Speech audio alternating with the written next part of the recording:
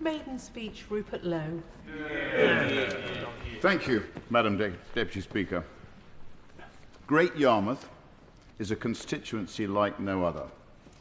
In many ways, it feels 2 or 3 decades behind the rest of the country. What may seem to be a criticism is, in fact, the complete opposite.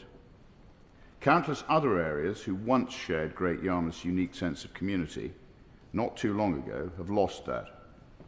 In Great Yarmouth, everybody knows everybody, and if they don't know somebody, they know somebody who does. It holds a remarkable charm, unlike that anywhere else that I've experienced. My constituents care about their town, they care about their community, and they care about their country. As Harry Redknapp would say, a proper place, Chairman. During the European Championships, I can honestly say that I have never seen so many England flags in my life than in Great Yarmouth. Certain honourable members from across the chamber may have found this experience to be a reminder of past indiscretions. As is customary, I'd like to thank my predecessor, Brandon Lewis, for his contribution to the Great Yarmouth constituency over 14 years. It's a genuine honour to represent the UK's premier seaside tourist destination, narrowly beating Clacton and Skegness to the top spot. A billing definitively decided by a straw poll of constituents on Great Yarmouth's famous Golden Mile. A particular fan of the attractions in the constituency was one Anne Widdicombe. Taking her on the world-famous Snails roller coaster during the election campaign was an experience she's unlikely to forget. Her back held up rather better on the rickety ups and downs than my own. We are blessed with some of the UK's most glorious coastline. Great Yarmouth, Caister, Galston, California, Hopton and more. As those who are familiar with the geology of the area will know, my constituency's borders change on an almost monthly basis, as swathes of land are reclaimed by the sea, particularly in the charming village of Hemsby. Whilst other coastal communities have been rightly gifted the defences they desperately need, the good people of Hemsby have been left to fight the power of the sea. It's been a losing battle, and numerous constituents have lost their homes with zero compensation. In fact, one resident told me his property was worth minus £15,000 due to demolition costs. I pledged to fight for Hemsby, and that's exactly what I'm doing. The funding criteria, as promised by the now DEFRA minister on an election visit to the area, must be urgently changed. We do not have time for the usual pontification. We must act before any more of my constituency disappears into the sea. I'm pleased to say that amongst other things, I have already secured the reopening of the Hemsby Beach public loos. Decades ago, the ocean brought huge wealth to Great Yarmouth, both from fish and oil.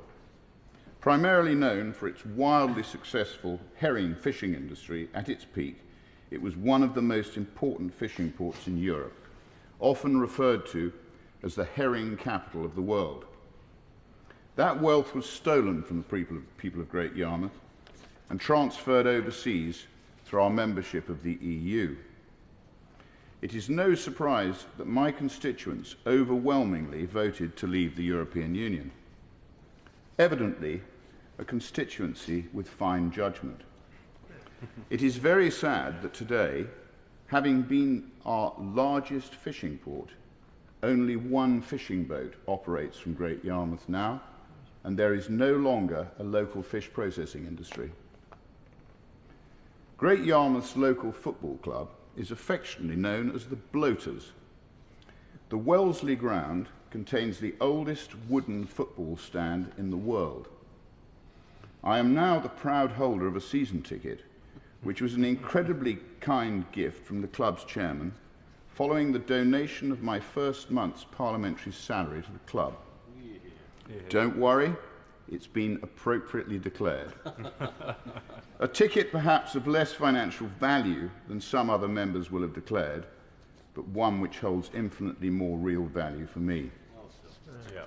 Being elected as Great Yarmouth's MP was the proudest moment of my professional life, narrowly beating taking Southampton to the FA Cup final in 2003 as chairman. Sadly, we lost that day 1-0 to Arsenal to a tidy Robert Pires finish. The town and its people have quite simply been let down and forgotten for too long, being at the end of the line, literally and metaphorically. My constituents look around their town and they've seen their once booming home change beyond recognition. Uncontrolled mass immigration has failed Great Yarmouth, as it has failed the entire country. Just like the majority of the rest of the country, in 2010 they voted for lower immigration. In 2015 they voted for lower immigration. In 2016 they voted for lower immigration. In 2019 they voted for lower immigration. What did the Conservatives do? Allowed immigration to soar with no thought to the brutal consequences. In 2024, Great Yarmouth also voted for lower immigration. The difference this time is that I voice those concerns and fight as best I can to drastically reduce the unsustainable number of people settling in our country. The roads are packed, the hospitals are full, GP surgeries are bursting at the seams, dentists are inaccessible. Quite frankly, the system is broken, and mass immigration is largely responsible. Great Yarmouth has a very long history of proudly welcoming immigrants who come to the UK in order to work hard, integrate properly, and contribute to the economy. The current chaos could not be further from that. We have local people, particularly women, feeling unsafe in their own town.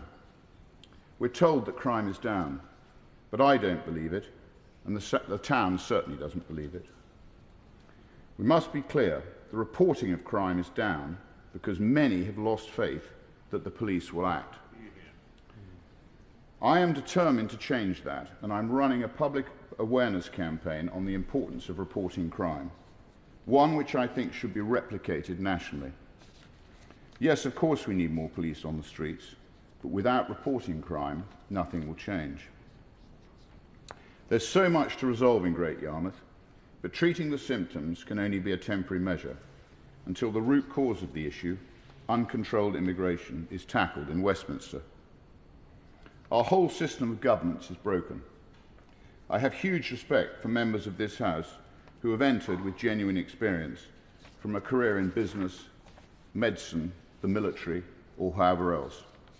Sadly, we're a dwindling number, and the relentless rise of the career politician continues. From PPE at Oxford, to special advisor, to parliamentary candidate, to MP. This well-trodden journey serves nobody but the traveller and deprives the British people of the representatives that they deserve. Many members of Parliament lack the experience of the challenges faced by people in the real economy. A day on my farm or some work experience in one of my contracting businesses would open their eyes to the punishing reality of what hard-working Brits go through every day, much of which emanates from do-gooding legislation. Yeah.